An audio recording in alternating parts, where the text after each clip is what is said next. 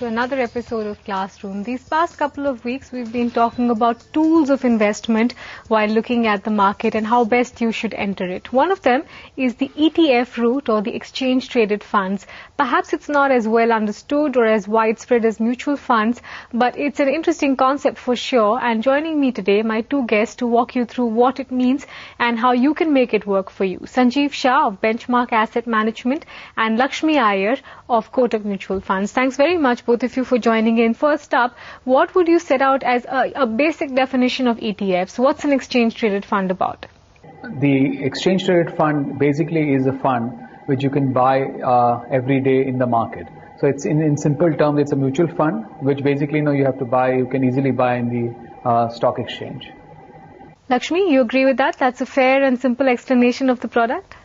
Yeah, absolutely. It's an exchange-traded fund is nothing but a very passive form of investing into the underlying index or the constitution or the asset class, and it broadly mimics or apes the underlying index or what the underlying is, and you can freely transact it on the exchange by virtue of it being listed on the stock exchange. So in effect, what you are getting is the convenience of transacting in a stock kind of a form in a mutual fund unit. Sanjeev, if you had to set out for me, though, the key 3 or 4 differences between a mutual fund and an ETF, what would you say are the primary differentiators?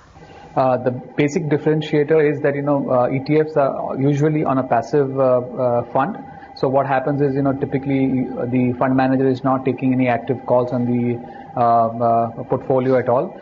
You just go and buy the underlying asset, whether it be index, say a Nifty, or a junior Nifty, or a bank, or you just go and buy gold.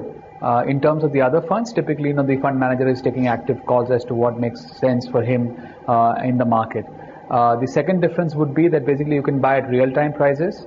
The biggest advantage of an ETF is that basically, if the markets are down, say today at 2% or 3%, in a normal fund, if you buy the fund on the same day, you would get the end of the day NAV. So if the markets moved, say, since 10 o'clock in the morning to 3 o'clock by 2-3%, you would miss out on that movement, and you will actually, pay 2-3% higher. Or, if you sell, you lose out 2-3%. So ETF really allows you to buy at real-time prices.